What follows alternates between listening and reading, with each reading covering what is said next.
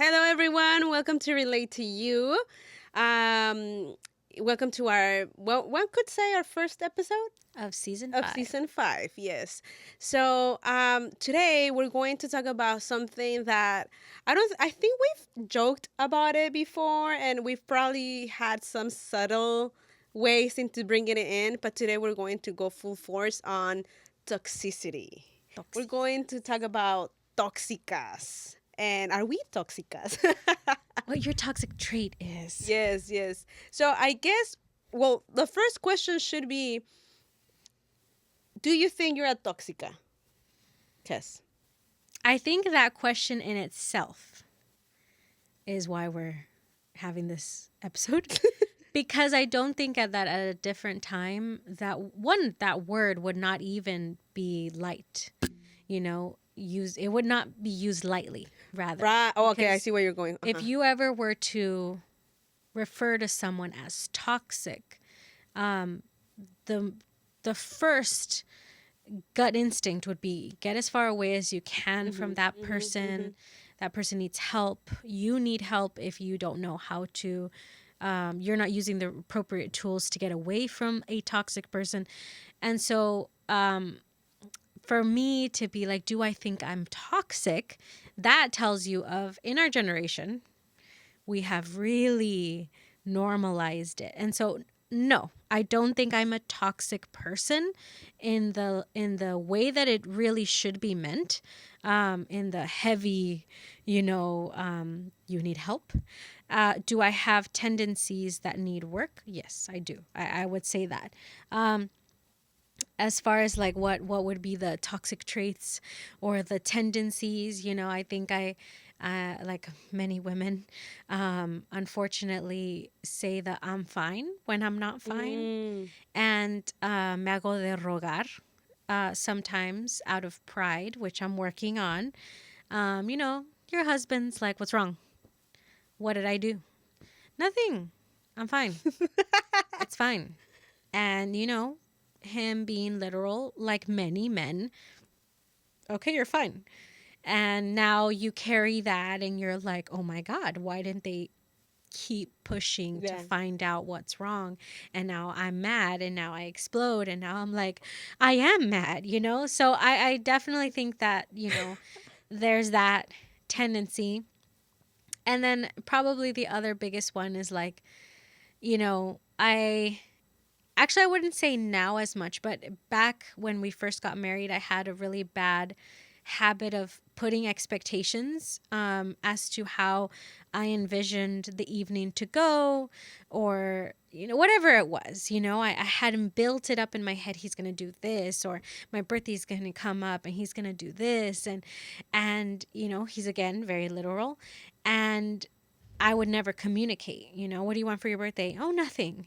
What do you want to do on this day? Oh, nothing. But I'm over here, Having an expectation. hoping that he comes up with this elaborate, plan of something that I thought about 3 weeks ago, Mm-hmm. So I think that would be like things that I would consider as my toxic traits. What about for you? Well, I've never been in a relationship, so I wouldn't know how I would be as a girlfriend or as a wife. Right.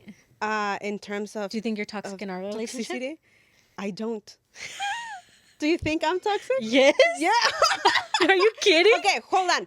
I get why. I think we're both. I would say we're both. Okay, see, here's why I think you think I'm toxic, and you might be right. I'm a jealous person. Yes. Lo que es mío y nadie me lo quita. Yes. Yes, I'm very territorial. Very. My friends are my friends. My people are my people. And if I see someone else around, snooping around, yes, my antennas do go up. I'm very Protective. protective. Yes. So yes, that is a toxic trait. I do think. While I think that some jealousy is needed, I also think that it comes from an insecurity place. So yes, I agree that it is toxic. It can be very toxic. Obviously, like I know our foundation is very strong. but sometimes, yes, when she talks about, oh my God, and my coworker this and my coworker that, in my head, I'm thinking, oh my God, she's telling me about a new best You friend. know what's so annoying, dude? So, Is that she hangs out with more people on a daily basis than I do. I don't hang out. I think I've hung out with one coworker once out like for breakfast or whatever. To date, I've not hung out with anybody but Lula and family. but Yet Saturdays and Sundays there's a service and here she is with the girls, and hold on. how is hold on. that not the same? No, it's not the same. Because in my defense, these girls, you know them. But They I are don't also hang your out with friends. them Yeah, every weekend. Okay, you don't hang out with them, but they're also your friends in a way. Yes, but you also have to understand that there's a difference between small talk on a Sunday and 6 hours on the weekend that is being dedicated to different services. However, yo no tengo celo, so I'm fine. Says she. Anyway, so yes, I guess in that sense I am toxic. But is there any other way that I'm toxic? I think because I am insecure in some aspects, yes, toxicity out of me can come out. I think pride is another one. I would say that's your biggest. I think pride is my biggest one. I think I'm very prideful. I think there are a lot of things that I hold back out of pride. There are a lot of things that I'm Or like, you say. I of say out of pride. So yes, that's another toxic trait. I'm working on it. But I do think that, how do I say this? I think that thanks to our relationship, not that I'm being prepared for marriage in no shape or form, But but there is fundamentals. there's some fundamentals there where you've asked me before, like you've actually confronted me about like the things that I say, or when I've held on to certain things, and so you've been like, well, yeah, but you should have said that because I wasn't going to guess it, or I took you for the little meaning of what you said, so now you're turning it around, right? I think that's where, yes. So for me, it's pride and jealousy. Yeah. Oh my God. Those are the things that the devil got casted out of heaven for.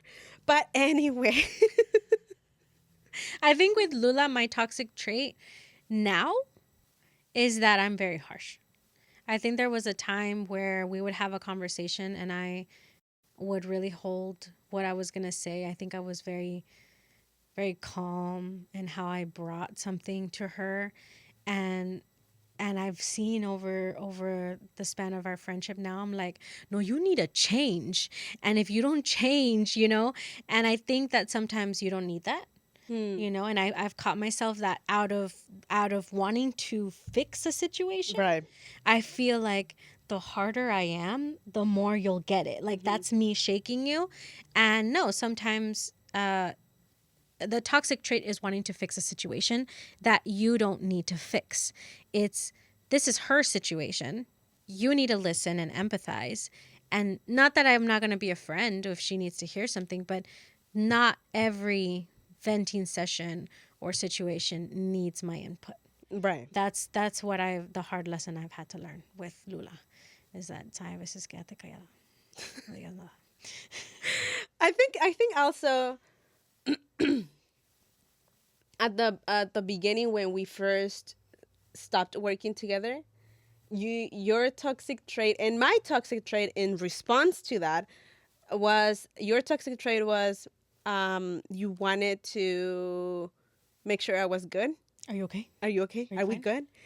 And Always. and I was very much like, my first yes should have been enough. Yeah.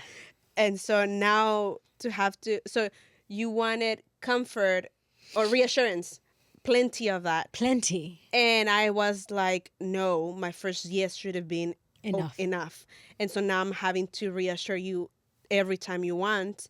And it wasn't until I did that to her that she was like, oh my God, is this what you go through with me? I'm like, yes. She's like, okay, I'm backing off. So I think that was normal in the sense of like we were going through a transition as well. We I didn't. didn't know how to read you without Yes, being in in your your presence, space all the exactly. time. Yeah. So for her, it was like, Are you okay? "Are you okay? Is she making this face? No, Is she but making really. that face? Like, is she holding back?"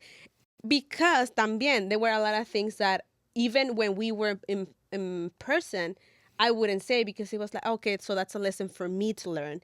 Let it float in the air and hope it disappears. So then you carry that on text, let's say, and now it's like, is she doing that now?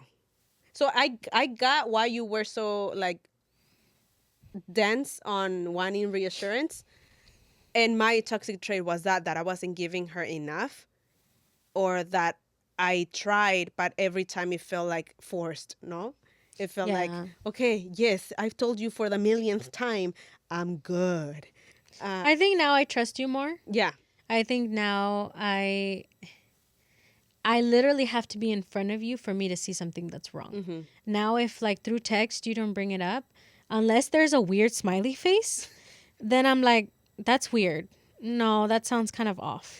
And then, And I've found a way to detect it even through yeah. text. So my antennas are better. But you know what? Actually, I give you props for that because, okay, not so much the smiling face, but I'm very good at punctuation and exclamation marks, and I'm very good at that.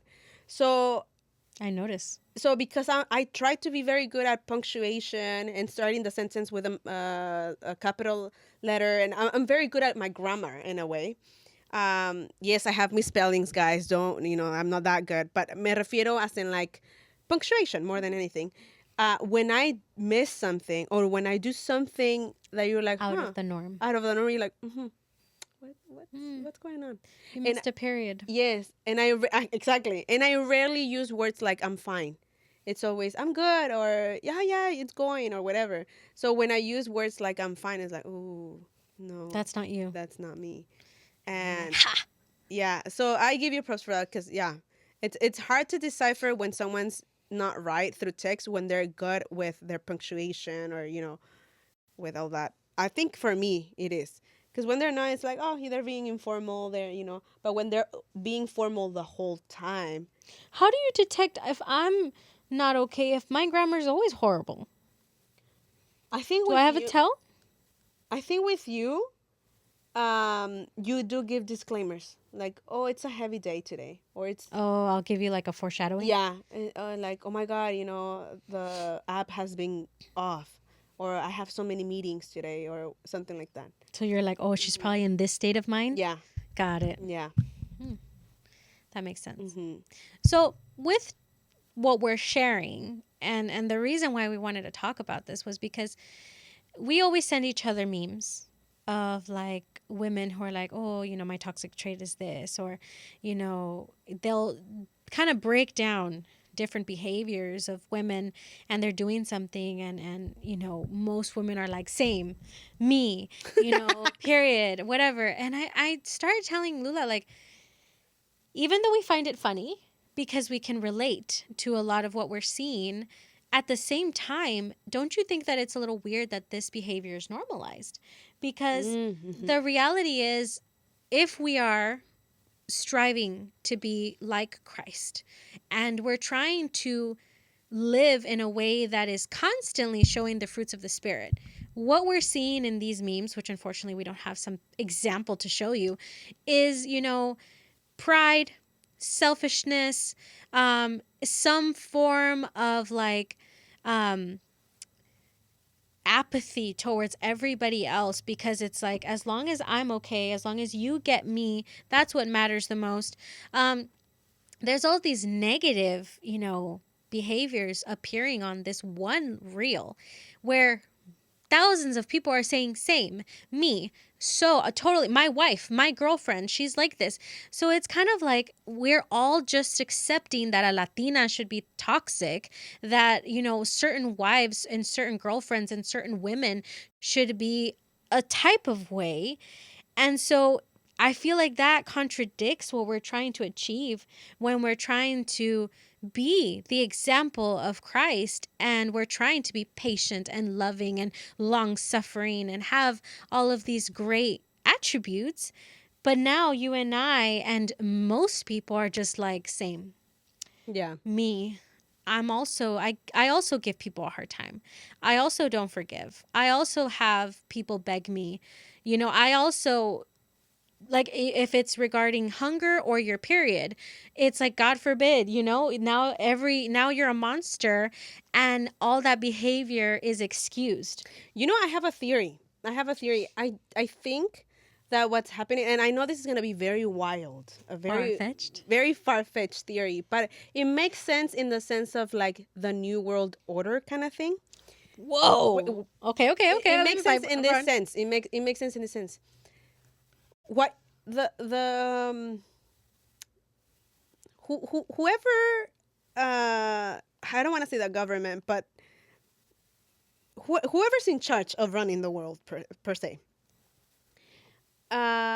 it's in their best interest Mm-hmm. that they have a very confused and almost sick, Divided also. divided society. Right. So what happens when you have a lot of women saying same, same, same?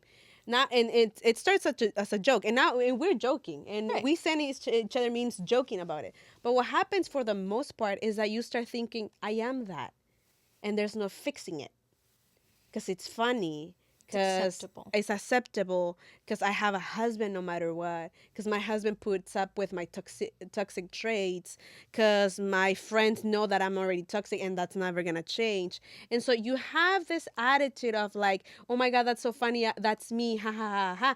But period, I'm not going to change. I'm not going to do anything about it because it's funny. Because everyone around me seems to be already accepting of it. Mm-hmm. So then now you have truly a sick society. Women that aren't really being accountable for anything, Unwilling to change. unwilling to change, and they can go up to you and be like, "Oh my God, that's my toxic trait." Ha ha ha ha. And if you're a healthy human being, you can. I look at myself and be like, "Okay, yeah, that's my toxic trait, but what am I doing about it? I don't want to be that." It's funny when we send each other memes, and it's funny to say, "Oh my God, yo," or Right. tú, or whatever. Literal. Literal, ¿verdad? Us. Yeah. Pero nosotros no nos quedamos ahí. Yo al menos, yo no me quedo ahí. Y yo sé que tú tampoco te quedas ahí. Yeah. No me quedo en que, oh my God, soy celosa, ja, ja, ja, ja, ja. No, no. ¿Por qué soy celosa? Porque tengo inseguridades. Okay, then work on my insecurities. Mm. I can't be there all the time. Fíjate que para mí, I didn't notice that was happening, or rather, I didn't notice the intention behind why was this getting like put into us so much until, and yes, I'm going to be revealing a little bit about myself. I started getting a lot of different people in my circle send me memes about chisme. And I would get like, people are like the famous meme of like, the first person to gossip about someone has to pay dinner, and then it's a group of people at a dinner table, like, and then no one's talking and it's just crickets. Mm-hmm. And so obviously the joke is like, we're just here together and we gather for gossip. Or other people where they'd said, oh, my favorite words are like, girl, let me tell you what happened, or whatever. And I would start to get a repetition from different people, and I was like, huh, is this all I do? Oh. Is this all I do? Is this how people? Mm-hmm. And I remember that one person said something to me about like a month ago, and I was already trying to work on this, right? And we were in a gathering, and they were like, okay, Kez, you're here. So now that you're here, the chismes, we're going to say the chisme because you're here. Because And you're the one with the source. No, no, no, or no, the no, no. info, I'm or not what? the one with the source. I'm the one that likes to hear. Ah. Because up until this point, I was like, pues yo no lo digo, pero pues me gusta escuchar, ¿verdad?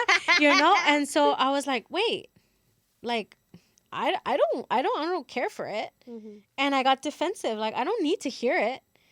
And they were like, no, no, no. I mean, we're not trying to say that you need to hear it, but kind of like, We know you like we it. know you like it, And I remember telling my husband when we left, I was just like, I don't want that to be my identifier. Right. I don't want that to be the thing that people are like, okay, we know you guys will come if you guys, if we have good chisme. We know that you guys will want to be in this conversation because we have good chisme. Mm-hmm. And it's like, no, like, I don't want that to be my identifier. And so I feel like even in that, we've normalized it, especially with Hispanos. It's like, it's now become something that we all do, and we forget that there's literal scripture talking about Gossip. gossip. Yeah. And I know that we can justify and we can tell ourselves like, well, Te lo estoy diciendo para que I'm telling oigamos. just Lula, right? But I know that, and my sister told me this, years ago when I was a kid.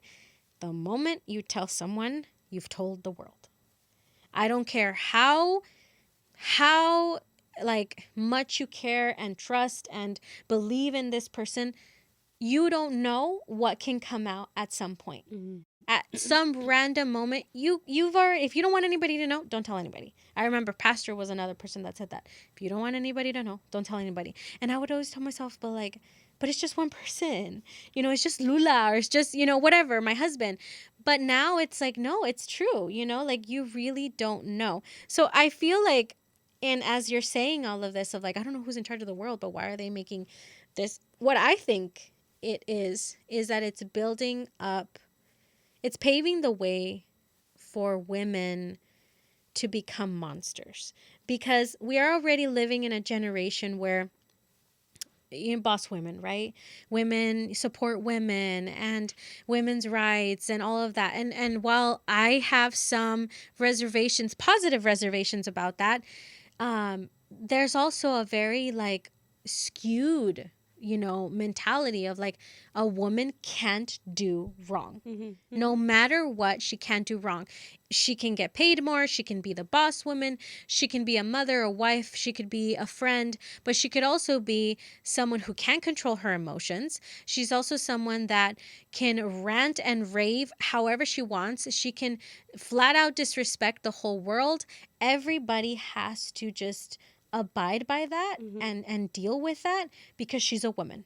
And especially with today's message, God is a woman. Like there's this like, yo soy mi propia diosa, tú quién eres para decirme lo que puedo y no puedo hacer. Exacto. Yeah. And I think that is something that is interesting, that we've talked about it in church. Pastors also talked about it. What is true freedom? Freedom is not being able to do everything you want Whatever to do. you want. Yeah. Freedom is to be able to say, I am going to choose to not do said things. Mm-hmm. And the kind of attitude and personality, if you were to paint of what a woman looks like today, she's a woman who has no limits, but not just in career or ability, but especially in her personality and in her voice. Yeah, and her personal abilities. And I think that that's where, and the funny thing is that we're doing the opposite with men. We're conditioning men. We're censoring men. We're making sure men don't cross certain lines. But women, déjala. Déjala la leona come out. And that's fine. So I think that's what it's doing to women. It's building an image of women that is completely like doing away with the demure, Yeah. with the kind, with the serving, with that kind of a heart of a woman. She's dying in what we're seeing in social media. Oh yeah, absolutely. And I think um, it makes sense that that's how the view or the horizon's looking, porque women, we hold a lot of power. We hold a lot of power. We're the ones that, along with men, yes, but for the most part, women are the ones that are raising the next generations. Yes, men need to be there to support the woman, to be the father figures for kids. But in reality, I see this all the time in my other line of work. Moms are very influential. Moms are very, very influential. Fathers have their rightful place, and there's honor in that.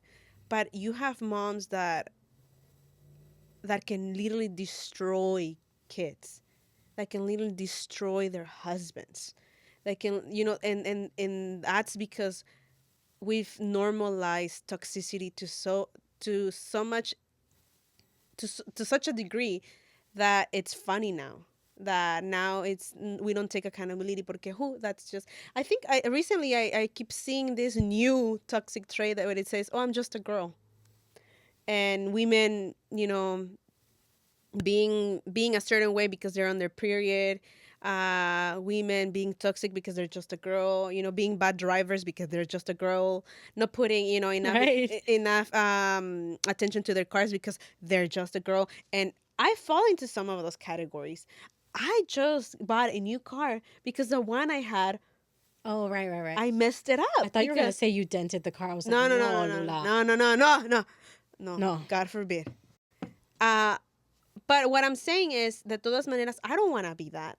I don't want to be, I don't want to use excuses Right. to normalize a behavior that I know I can change, that I know I should change. Right. Not just can, but I should change. And so, in fact, I'm proud that I don't use my menstruation as a weapon. Yes, with other women, I can be like, yeah, I'm a little bit down because, like, it's just, You I'm relate. emotional, I'm hormonal, así. Pero, like, I don't, I try not to be like, oh my God, le hablé mala a mi mamá porque it's just that month, that time of the month. No, that's not an excuse. Mhm. Yo le hablo mal a mi mamá other times too. No, just but what I'm saying is que de todas maneras there. You're constant. I'm constant. I'm constant. En toda mi vida yo soy constante. Anyway, pero lo que estoy tratando de decir es, we make fun y todo eso, pero let's not use it as excuses. Mm. Let's not be like, oh my God, so funny. Today, I don't know, hice sentir mal a alguien porque, oops, I'm such an honest girl. It's like, no, no, you're not. You were just cruel. I think, with social media, it's no. Go for it. No, I was just, ahorita que me acordé, es que I had that point desde que empecé.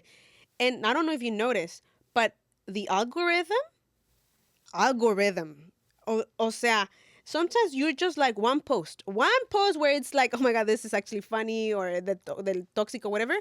Next thing you know, that's all in your feed. Yeah. So tell me that's not them trying to control you. Tell me that's not whoever is running the world. Tell me that's not them trying to tell you you are that. Right. You are absolutely this, and you are absolutely feeling this. And, I mean, once in a blue moon, I liked something about like feeling blue and feeling sad, blah, blah, blah. Tell me why my feed was all about depression and, feeling like you don't belong and blah, blah. And I'm like, oh, no, no, devil, that's not me. Yeah. I just felt that one day for those 10 minutes, that's it. Pero my reality no cae ahí. Yeah. And so I do think que es el mundo tratando de decirte, you're this toxic. And it's funny. Embrace it. Right. I think with social media, it's no surprise that it's not always the healthiest place, right? Of course. That's no surprise. But I think that what's so interesting, and I think we talked about it in the conspiracy theory one, about how different countries, or at least in China, how they modify TikTok, for them Right, to yeah. be used for, education, Mhm. for really education building type content, and this is something that's going to help them, whereas ours is filled with dances and ghetto things and just, it's really just not, it's trash, basically. Yeah. Trash content, and that's what we're all feeding in the lingo and the community of what's on social media. It's clearly not healthy, but I think it's like, what does it have to take for us to gain a little bit of our perspective back and get our face out of the phone and be like, okay, I'm going to stop scrolling, because really, what have I done in these last 30 minutes? Mhm. Scrolling through, so many different reels, just so, like, and a lot of the times, like, I don't think we think about, have I really been influenced by this at all? And I can't tell you how many times I get off of Instagram and I am blue. Like, my mood changed, because you have one reel that's like, oh, a cute little baby. And then you have another one, and then it's like people starving in a different place. And then the next one, it's like, some ad or whatever. And the next one, you see someone get hit by a train. Like, there's the constant change of emotions is so crazy. And so sometimes it's like, am I even prepared to go to Instagram? Am I emotionally prepared? Yeah. Because I don't know what I'm going to get right now. Well, what's happening is that Instagram gives you that emotional highs and lows. Yeah. And so and to be honest, we live in a society where we were so deprived of that emotional connection with each other that we look for it in a phone. Yeah. And so you're always looking for that high. You're looking for that oxytocin release of like, oh my God, dopamine actually. You're looking for that dopamine release of like, oh, this is funny. Oh, this is sad. Oh my God, I'm not immune to emotions. And so I think it's for me, it's all a plan. It's For all a me, it's all a conspiracy. plan. It's all a conspiracy. They want to, mira, si el gobierno no te quiere mantener enferma, te quiere mantener distraída. ¿Y cómo te va a mantener distraída? With this type of things. These algorithms that, literally give you what you think you want, what you think you want to hear, but you really don't. We really don't. It's scary. It I is mean, scary. the more that I think about it and I see, my husband and I, we just finished a show called Living to 100 on Netflix, and basically it's like 5 episodes, and this man goes and he goes to see why there's a lot of centurions in different parts of the world. Oh, mm-hmm. And he analyzes, what are these people eating? What are the people doing in their daily life that has allowed them to reach to this point, right? And for the most part, diet had something to do with it. Physical exercise had something to do with it. But it also had a lot to do with how they manage stress and how they were living very simple lives. Mm-hmm. They just worried about the day. And one of the things that really, really like just spoke to me was the fact that one of the doctors that was like part of the project, she was saying this man who's living in this country, in this city, who's now living to 100, his like his worst day es que se le murió this sheep. That was his worst day. This sheep died. What can I do to make sure that we still are able to, provide for ourselves? Or if si uno se enferma, that's the stress. Mm-hmm. That's the stress he has.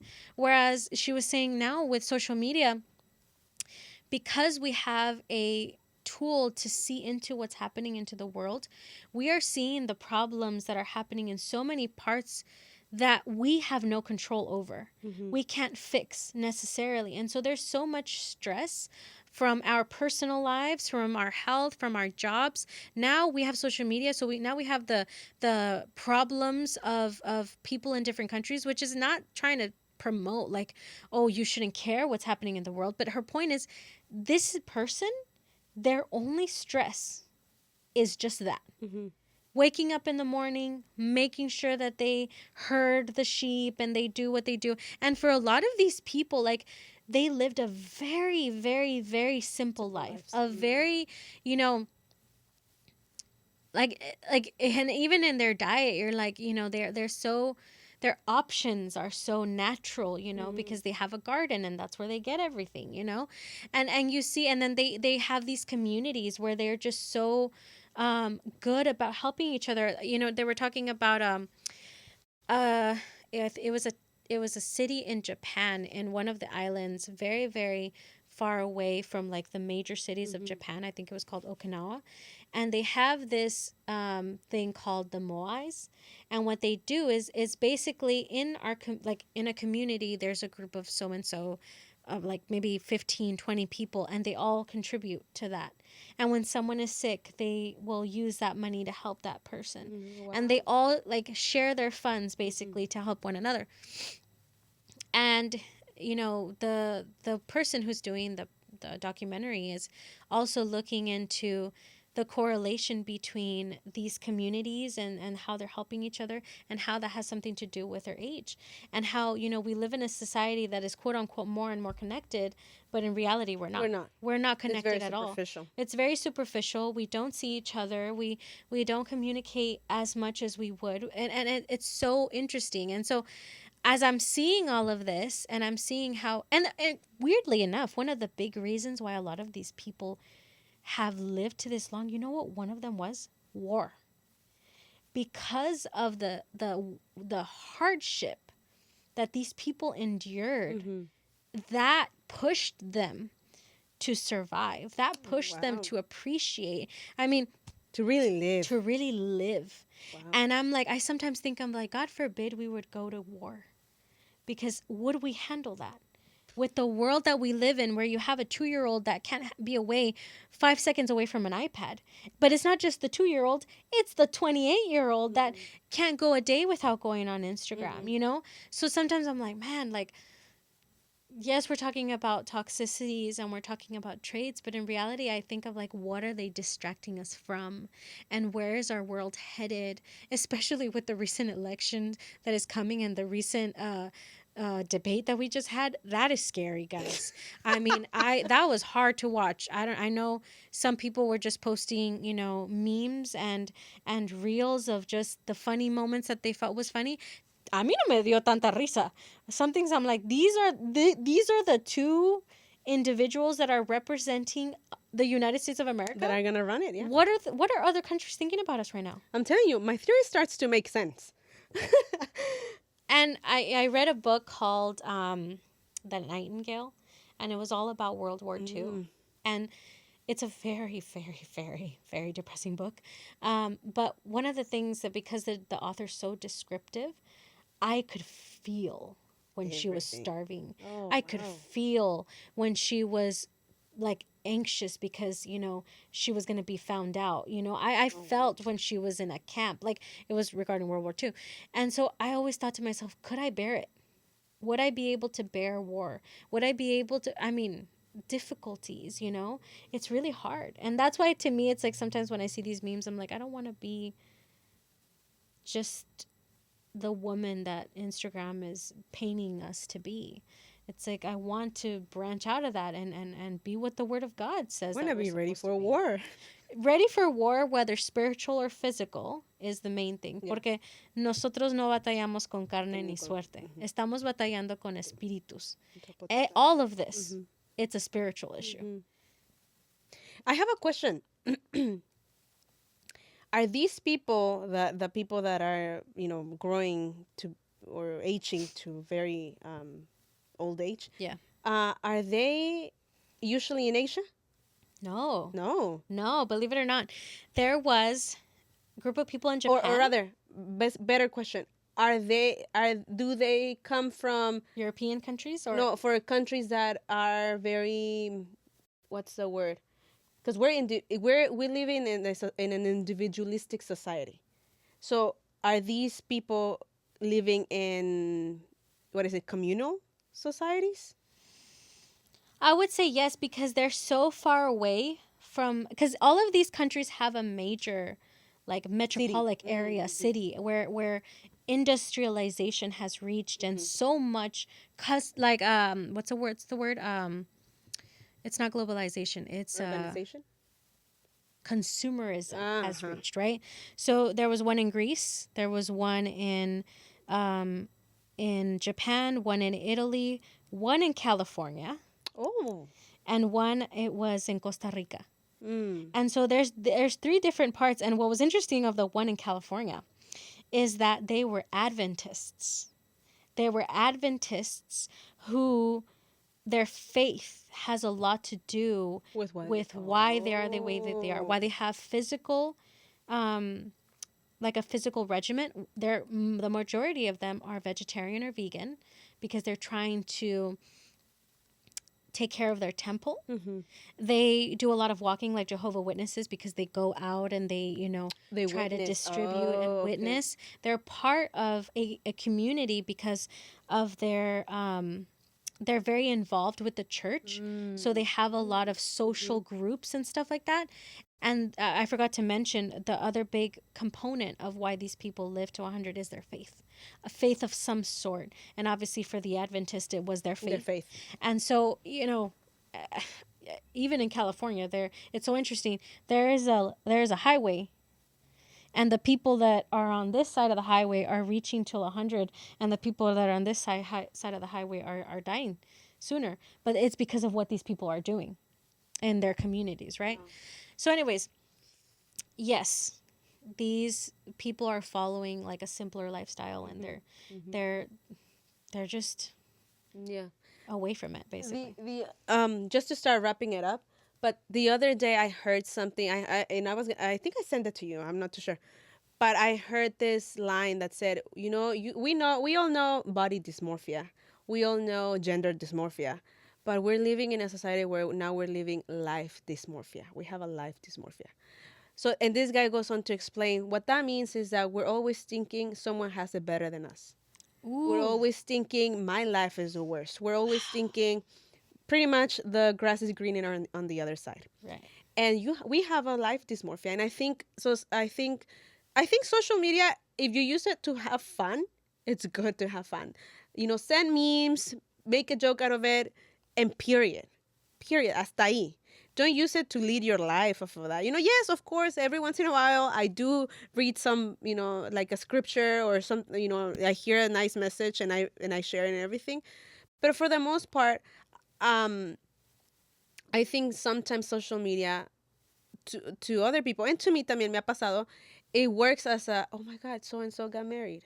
Oh my God, so and so has a baby. Oh my God, so and so did this. Oh my God, so and so has a career. Oh my God, so and so is in this place. Oh my God, so and so is traveling again for like the fourth, fifth time this year so far. So I do think that all that is causing this life dysmorphia. Yeah. This idea that I'm not where I wanna be, but we don't take it, and that's good to have that mentality. But a lot of us have that mentality of like, I wanna be there. That's why I'm not content here because I wanna have that. Right. And it's like, no, you need to be content with what you have now. We need to be grateful with what we have now. The grass can be green on this side too if I were to water it, if I Yeah. were to take care of it, Right. And so, And sometimes you can't tell what weeds they have in their grass from exactly. the point where you're looking. Yeah, it might be very, very green, but then you arrive and it's just weeds. It's not even grass anymore. Right.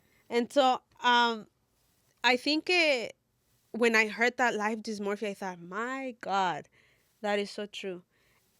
How detrimental it is for our spiritual lives to think that our lives are not good enough. When como dijo Ish today, God has given us everything. Yeah. God has been more than good. Right. And to those that much is given, much will be requested. Right.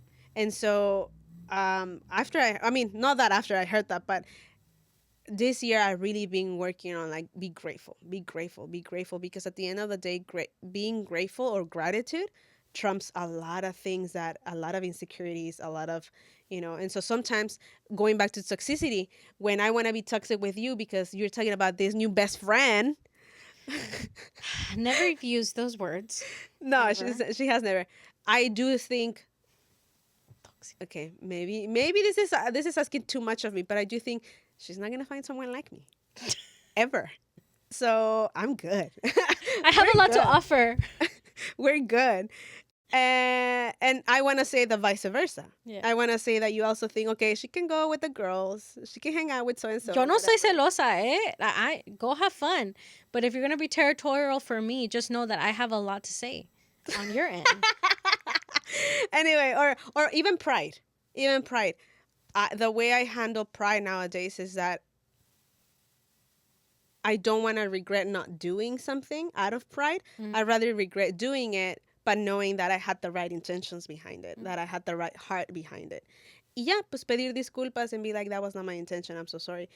And that regret of doing something and maybe not being the right decision, I can deal with that regret. I know that I can survive. But the regret of not doing anything because out of pride, because somehow being vulnerable or being, vulnerable was going to be very detrimental to my life, I'm not seeing a benefit to it. And so now I'm like, no. That regret I cannot live with. So All in all, we challenge you. Let us take the next 30 days to let go of our toxic traits or work on our toxic traits. Write it down. What things do you tend to get sent? And is it giving you a message of, do you have anger issues? Are you more on the chismosa side? Are you proud? Are you whatever, X, Y, and Z? And maybe is that a message that if we're seeking God and the word of God is what's supposed to be the prime thing that we use to lead our lives, Why are we using something else to tell us what we're supposed to look like? Maybe it's time for us to look at a different model. And so we challenge you, pray for us. We'll pray for you. And we'll see you on the next episode. Bye, everyone.